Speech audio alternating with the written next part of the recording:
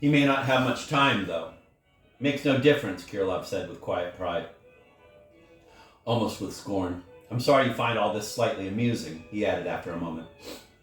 And I'm surprised to find that although you were so irritable at Mr. Verkovensky's, you're so aloof now, though you talk with great conviction. Over there it was funny, he said, smiling. I don't like abusing people, and I never laugh, he added sadly. Yes, your nights of tea drinking don't sound very gay.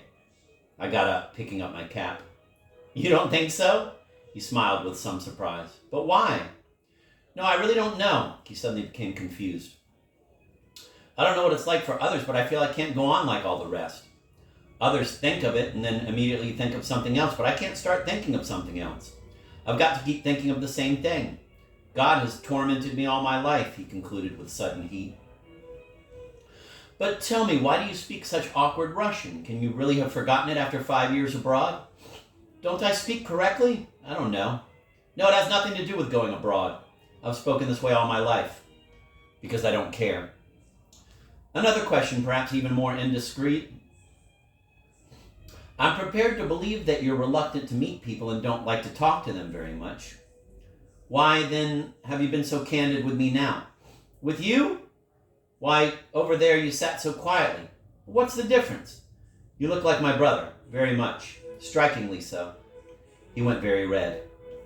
Dead for 7 years. Older brother, very, very much.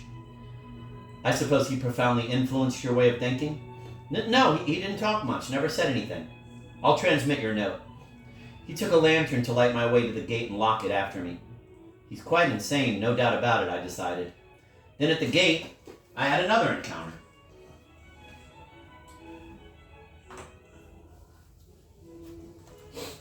Just as I lifted my foot to step over the high beam at the bottom of the gateway, a strong hand grabbed me by the front of my coat.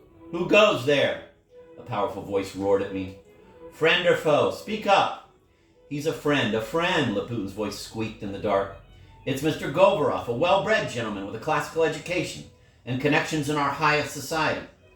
I like him if he's with society and classical education. That's the best. My name's Ignat Lebyetkin, retired army captain at the service of peace and of his friends. That's if they're loyal. The dogs!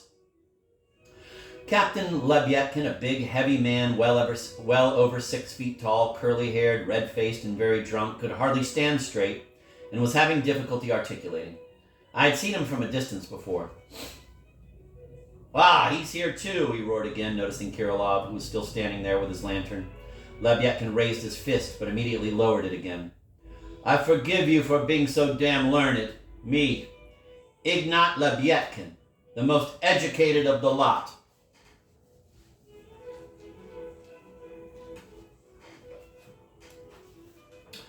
When that shell of love had burst, and Ignat's breast was torn with pain, Sevastopol's armless hero cursed and wept in agony again. I didn't serve at the siege of Sevastopol and didn't lose an arm there. Still, what poetry, he said, thrusting his drunken face toward me. He's in a hurry, in a great hurry. He has to go home, Laputin said, trying to persuade him to let me go. He'll tell Miss Titian everything tomorrow. What? Liza? Lebyetkin roared again. Wait, let me give you another version. As the star on her stallion twinkles by, surrounded by Amazon maidens wild, she smiles at me from her mount, oh my aristocratic child. It's called To the Star of the Amazon Maidens. It's a hymn. You must understand it's a hymn if you're not an ass. Those good-for-nothings can't see it. Wait! He seized my coat again as I tried to get past him through the gate. Tell her I'm a knight of honor. As to that Dasha, she's nothing but a serf girl, and I'll break her in two with these 2 fingers.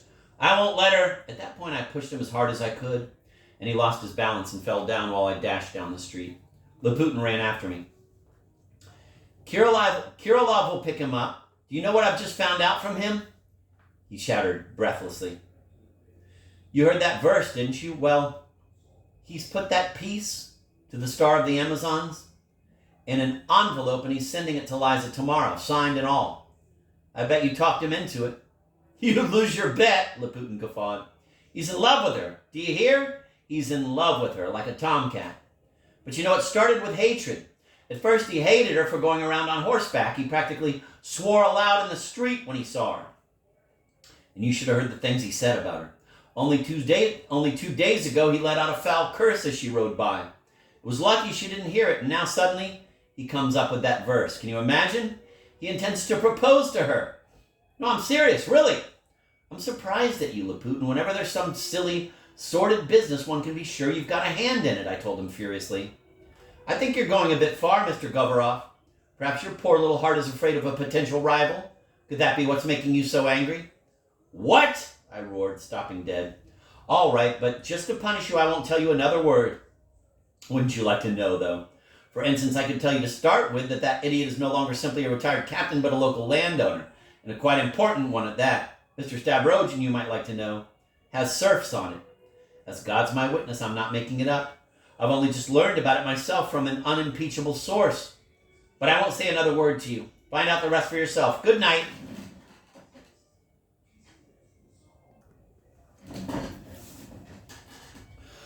Mr. Verkovensky was waiting impatiently for me. He'd been back for a whole hour and was on the verge of hysterics. At first, for 5 minutes or so, I was convinced he was drunk. But it wasn't that. His visit to the Drozdovs had simply left him completely befuddled. Mon ami, I feel completely lost. I love and respect Liza just as before. She's an angel. Yes, as I said, just as before. But the two of them, I believe they only wanted to see me to drag some information out of me. And then, Godspeed. Yes, that's just the way it was. You ought to be ashamed of yourself. My friend, I'm all alone now, completely on my own. Enfant c'est ridicule. That place is stuffed full of secrets, too. They pounced on me with questions about pulled noses, bitten ears, and some Petersburg secrets, too. They just found out about Stavrogin's exploits here 4 years ago. But you were here and saw it all. Is it true that he's mad? I don't even know what makes them think that, and why Mrs. Drozdov should be so eager to believe Stavrogin's insane. But she really wants to. That Maurice Drozdov est un brave homme, tout de même. But can she be doing it for his sake? And after she was the one to write first from Paris to cette pauvre amie, enfant, that Praskovia, as cette chère amie refers to her, is a type like Gogol's mother Korobotchka, but a wicked Korobotchka, an immensely more aggressive and outrageous version of Korobotchka. That would make her a monster, don't you think? All right, maybe I'm exaggerating. But stop interrupting me. Everything's spinning round and round in my head. It seems they definitely quarreled with Mrs. Stavrogin, although Liza kept saying, Aunt Barbara this, Aunt Barbara that. But Liza's rather sly. And there's something hidden in that, too. All those secrets. But the two women quarreled all right. It's true that her poor Aunt Barbara does go around bullying people, especially now. What with Mrs. von Limp's lack of consideration for her, Karmazinov failing to visit her, and all society lacking in respect. And now on top of all that, there's this talk about Nikolai's insanity. And then there's the business with Laputin, which I really don't understand. And the next thing I hear, she's dabbing her forehead with vinegar compresses. And at that point, we come pestering her with our letters and grievances. Ah, how could I have caused her so much trouble at such a time? Je suis un ingrat. Look, I came back and found this letter from her. Read it. Read it now. Ah, how could I be so ungrateful? He handed me the letter. Mrs. Stavrogin apparently regretted her morning note enjoining him to stay home. This message was quite polite, but still firm and terse. She wanted Mr. Verkovensky to come over to her house on Sunday, that is in 2 days, at noon sharp. And she advised him to bring one of his friends. My name was suggested in parentheses. She also promised to invite Shatov, since he was Dash's brother. You will receive her final answer, she wrote. I trust it will satisfy you. Wasn't that the formality you were so insistent upon? Note that irritated sentence about the formality at the end. Ah, the poor dear, my lifelong friend. I must confess that this sudden decision about my future has been weighing on me to some extent. I admit I was still harboring a hope. But now, tout est dit. I realize it's all over. C'est terrible. Ah, I wish it didn't have to be all settled on Sunday. I wish things could remain just as they are. You'd come and see me, and I think you've been completely befuddled by Laputin's gossip and intriguing. My friend, you've just prodded another sore spot with your friendly finger. Your friendly fingers, by the way, are often merciless and sometimes clumsy too, if I may say so. But believe it or not, I'd almost completely forgotten about that gossip and muck. Well, actually, if I hadn't really forgotten, I did at least try, in my stupidity, to be happy all the time I was at Liza's. At least I tried to persuade myself I was happy. But now when I think of that kind, generous woman, so patient with me despite my despicable behavior, well, perhaps not really so patient, but who am I to talk with my irresponsibility and bad character? I'm like a whimsical child with all the selfishness of a child, but without its innocence. Why, Aunt Varvara, as Liza so elegantly calls her, has looked after me like a nurse for 20 years. And now, suddenly, after 20 years, the child has decided he wants to get married and starts nagging her. Come on, marry me off, hurry up, come on. And sends her letter after letter while she's home with vinegar compresses on her head. Well, now he has achieved his aim. On Sunday, he'll be engaged. He'll be an engaged man. Now, why did he have to insist? Why did he write all those letters? Oh, yes, I forgot. Liza said she adores Dasha, that she's un ange, but a rather secretive one. Both of them gave me advice, even Praskovia. Well, no, Praskovia didn't really. Ah, how much venom is concealed in that Gogolian character. Besides, strictly speaking, Liza didn't advise me either. Why do you have to marry? Aren't scholarly joys enough for you? She said and laughed aloud. I forgave her that laughter because she was hurt herself. However, they told me that I couldn't manage without a woman around, that with old age approaching I needed someone to tuck me in and all that. To tell the truth, sitting here with you these past days, I was beginning to feel myself that Providence was sending me someone to tuck me in and to tuck me in the declining years of my stormy life. Well, to do all sorts of things that have to be done. Look at the mess in this place. Look at the papers and rubbish all over the floor. I told the maid to clean it up yesterday, but that book is still on the floor. Le pauvre ami was angry because it's always so messy here. Well, we won't be hearing her voice giving orders around here anymore. Winked Anne's. And I understand there have been anonymous letters claiming that Nikolai has sold Lebyek and his estate.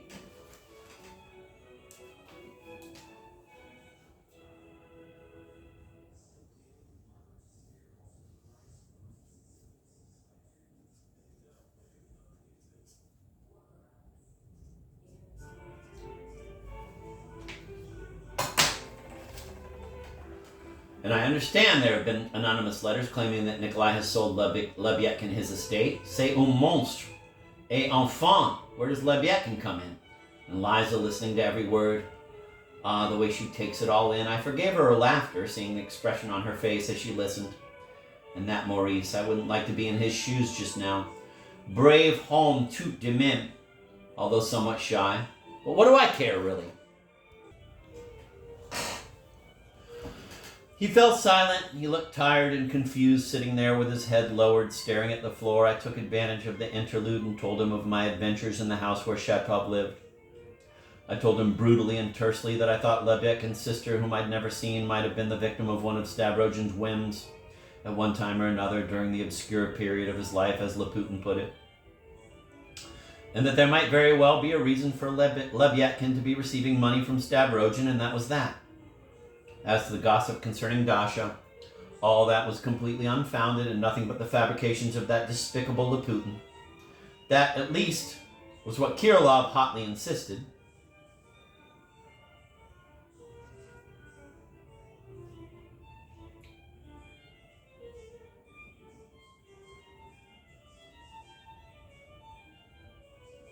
As to the gossip concerning Dasha, all that was completely unfounded and nothing but the fabrications of that despicable Laputin. That at least was what Kirillov hotly insisted, and he seemed to be trustworthy. Mr. Verkovensky heard my assurances with the expression of a man who could not be concerned less with it all. I then told him about my talk with Kirillov, and added that Kirillov might very well be mad. No, he's not mad, but he's a person whose ability to think is very limited. Mr. Verkovensky said listlessly, almost reluctantly. People like him assume that nature and human society are different from what God has made them and from what they really are. There are many who go along with them, but not me. I met such people in Petersburg when I went there with cette chère amie. Oh, how insulting I used to be to her. But I wasn't impressed by their abuse or their praise. Nor will I be impressed now. Mais parlons d'autre chose. I think I've done something terrible. Yesterday, I sent a letter to Dasha, and now I curse myself for it. I'm going to repeat that. Sounds like Dostoevsky is prefiguring the role of sociologists. No, he's not mad, but he's a person whose ability to think is very limited, Mr. Verkovensky said listlessly, almost reluctantly. People like him assume that nature and human society are different from what God has made them and from what they really are. There are many who go along with them, but not me. I met such people in Petersburg when I went there with cette chère amie.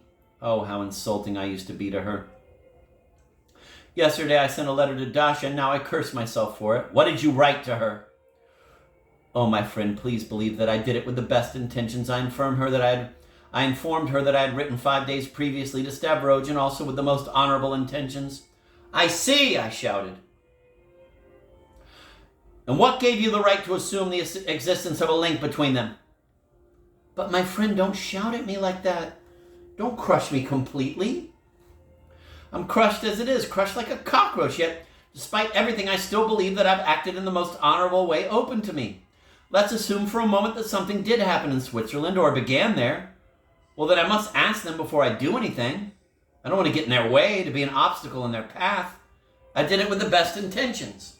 Now I'm going to switch over to, that was Andrew R. McAndrew translation throughout this instance. Now I'm going to switch to Pavel Volokhonsky.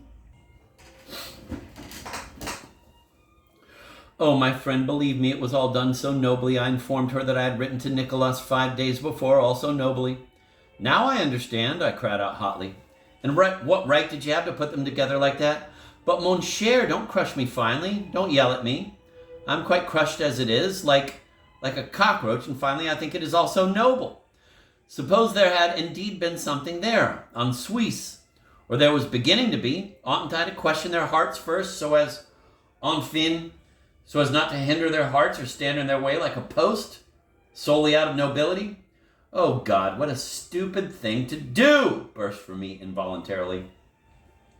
Stupid, he picked up even greedily. You've never said anything more intelligent.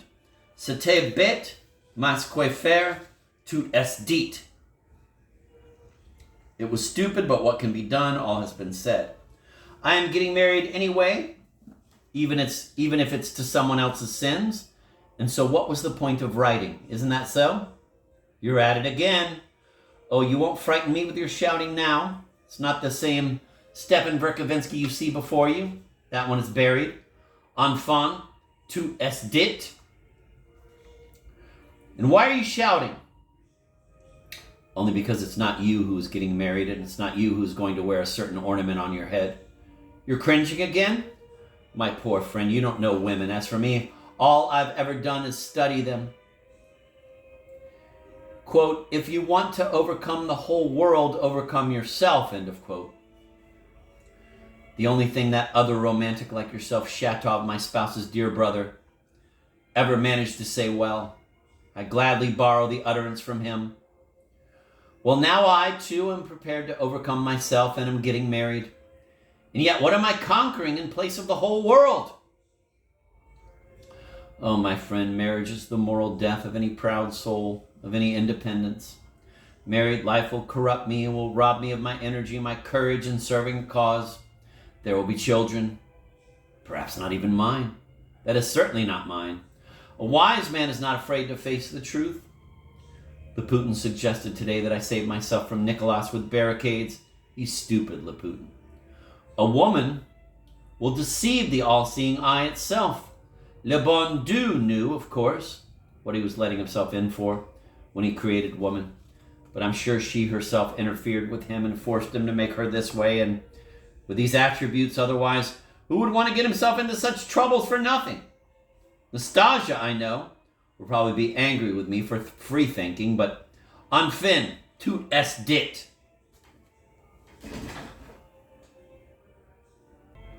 I'm going to go back to McAndrew because I want to hear how he translates that.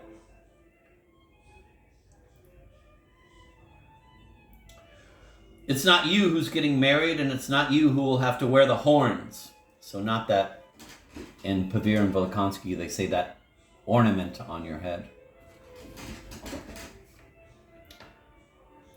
It's not you that's getting married, and it's not you who will have to wear the horns. You know nothing about women, my poor fellow. Whereas I have spent years studying them, the only good thing Shatov, my betrothed's brother, ever said, and he's another romantic like you, was, quote, if you wish to conquer the world, start by conquering yourself. Now I'm willing to borrow that maxim from him. I'll conquer myself and marry. But what will I conquer after that instead of the world? Oh, my friend, marriage is spiritual death.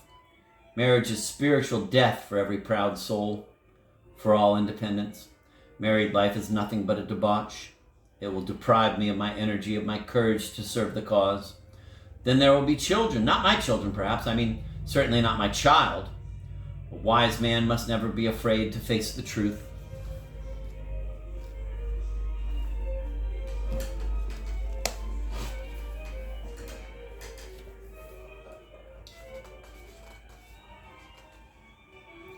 Laputin suggested today that I save myself from Nicholas with barricades. He's stupid, Laputin. A woman will deceive the all-seeing eye itself. Le Bon Dieu knew, of course, what he was letting himself in for when he created woman. But I'm sure she herself interfered with him and forced him to make her this way and with these attributes. Otherwise, who would want to get himself into such troubles for nothing? Nastasia, I know, will probably be angry with me for free thinking, but enfant tout est dit. He would not have been himself if he could have done without the cheap, quibbling free-thinking that had flourished so much in his day. But at least he had comforted himself this time with this.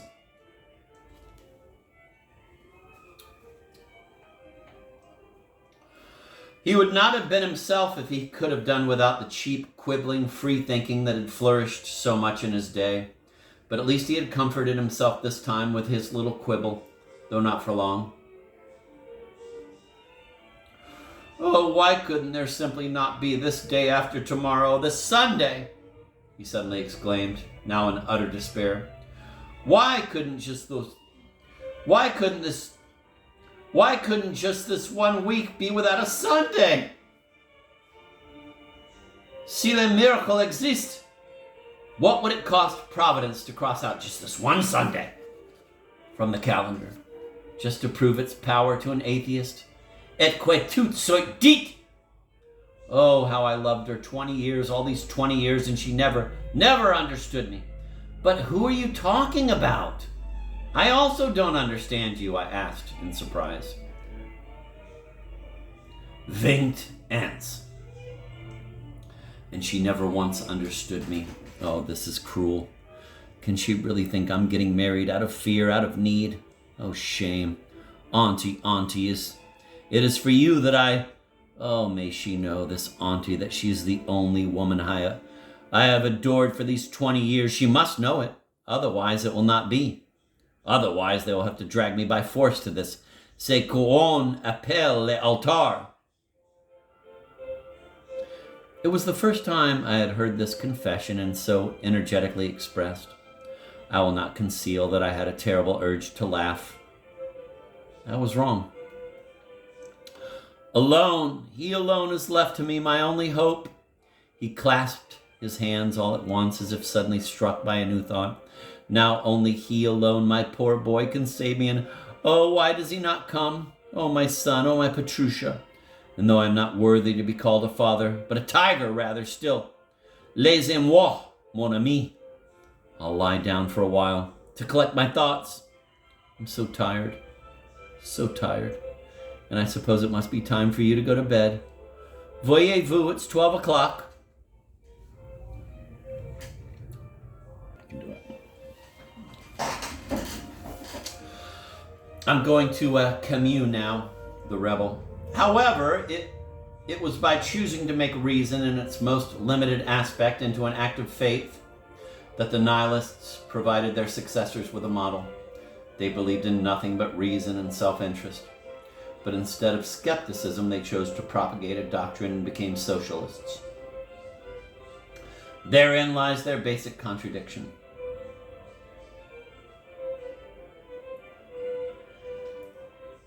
Like all adolescent minds, they simultaneously experienced doubt and the need to believe.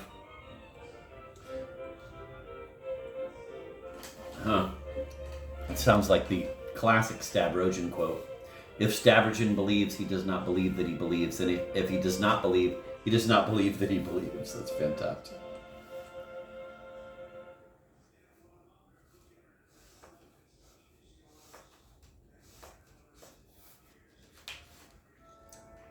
Unbelievable.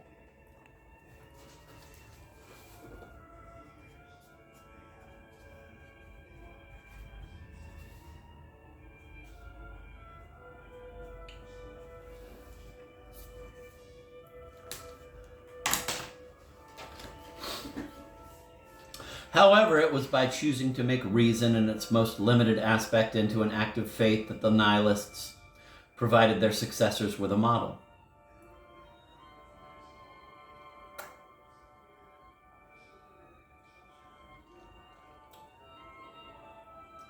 They believed in nothing but reason and self-interest. But instead of skepticism, they chose to propagate a doctrine and became socialists. Therein lies their basic contradiction. Like all adolescent minds, they simultaneously experienced doubt and the need to believe. Damn, fucking amazing. Their personal solution consists in endowing their negation with the intransigence and passion of faith. Fuck.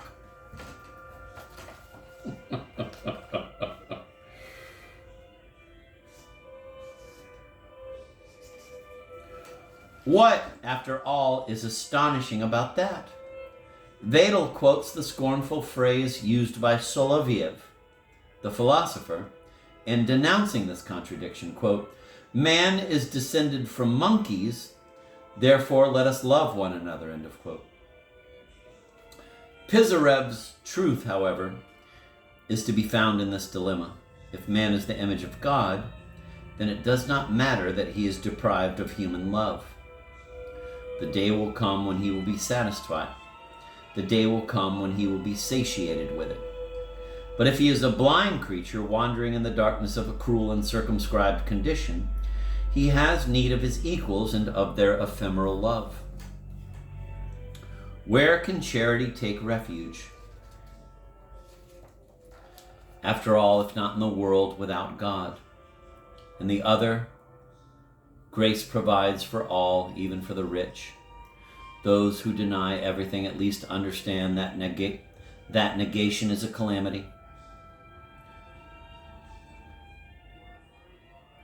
They can then open their hearts to the misery of others and finally deny themselves. Pisarev did not shrink from the idea of murdering his mother, and yet he managed to find the exact words to describe injustice. He wanted to enjoy life egoistically, but he suffered imprisonment and finally went mad. Such an ostentatious display of cynicism finally led him to an understanding of love, to be exiled from it and to suffer from it to the point of suicide, thus revealing, in place of the man-god he wanted to create, the unhappy, suffering old man whose greatness illuminates the pages of history.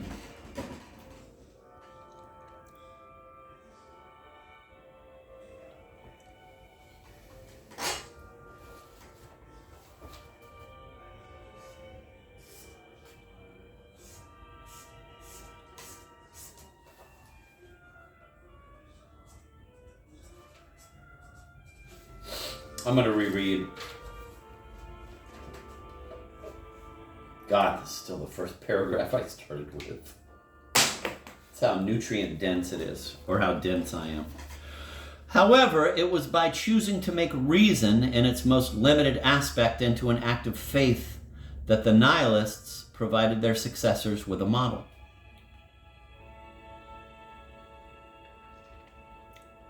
They believed in nothing but reason and self-interest.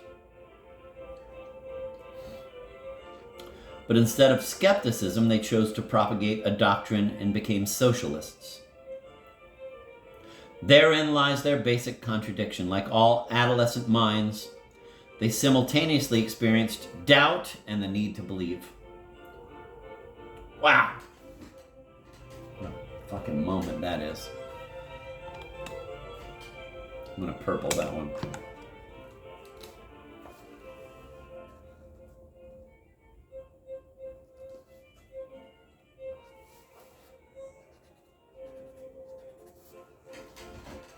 Like all adolescent minds, they simultaneously experienced doubt and the need to believe. Their personal solution consists in endowing their negation with the intransigence and passion of faith. Wow. What, after all, is astonishing about that? Vital quotes the scornful phrase used by Soloviev, the philosopher, in denouncing this contradiction. Quote, "Man is descended from monkeys, therefore let us love one another," end of quote. Pizarev's truth, however, is to be found in this dilemma. If man is the image of God, then it does not matter that he is deprived of human love. The day will come when he will be satiated with it. But if he is a blind creature, wandering in the darkness of a cruel and circumscribed condition, he has need of his equals and of their ephemeral love. Where can charity take refuge? After all, if not in the world without God, and the other grace provides for all, even for the rich. Those who deny everything at least understand that negation is a calamity. They can then open their hearts to the misery of others and finally deny themselves. Pisarev did not shrink from the idea of murdering his mother, and yet he managed to find the exact words to describe injustice. He wanted to enjoy life egoistically.